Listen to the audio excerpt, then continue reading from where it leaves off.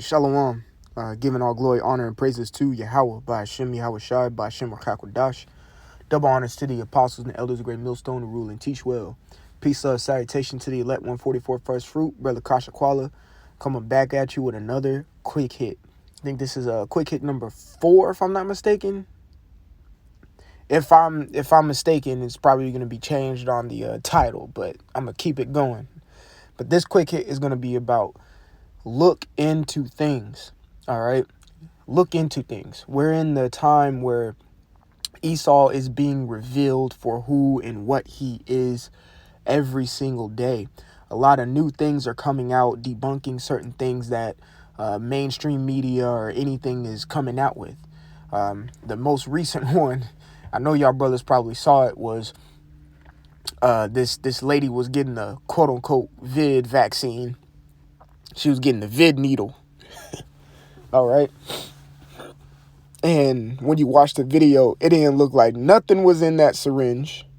And the dude didn't even press down on the needle to quote unquote inject the vid vaccine in her. So it's like, it's clear and evident this shit is fake.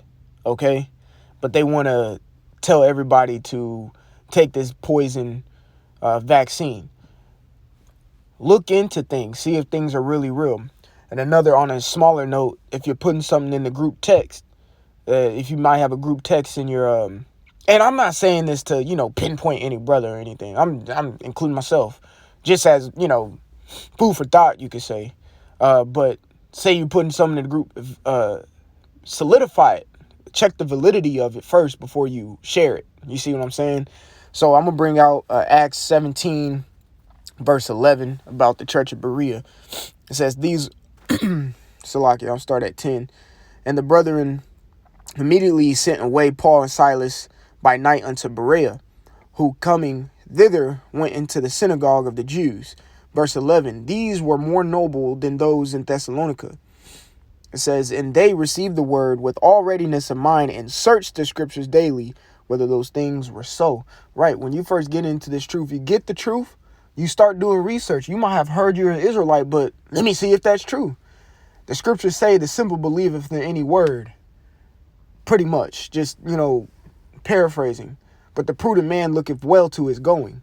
You got to look well to your going, so you got to look things up. Simple, plain as day. So if you got an article or something, look it up, see if check the validity of it. All right. Let's see. Verse 12, it says, therefore many of them believed also of honorable women, which were Greeks, and of men, not a few. Right. So I'm going to stop it right there, because that gives you a clear indication of how the church of Berea conducted themselves. They always searched the scripts to see what Paul was telling them was true. Okay, well, you're telling me this. Oh, yeah, it's in there. Yeah, okay, I believe it. You see what I'm saying? It's the same thing in these times, because like I said in the inception of the video, a lot of things are being debunked. So there's a lot of misinformation out there, and we got to look into things to make sure things are correct. You see what I'm saying? There's a brother, the head brother in Columbus, his name is Partham. And me personally, man, just speaking as a man, I think this man is from the church of Berea, because it's a spirit, because his name is Partham, which means noble. Okay. As a matter of fact, I'm gonna get that word noble. I already had it up. It says belonging to a hereditary class with high social or political status, aristocratic.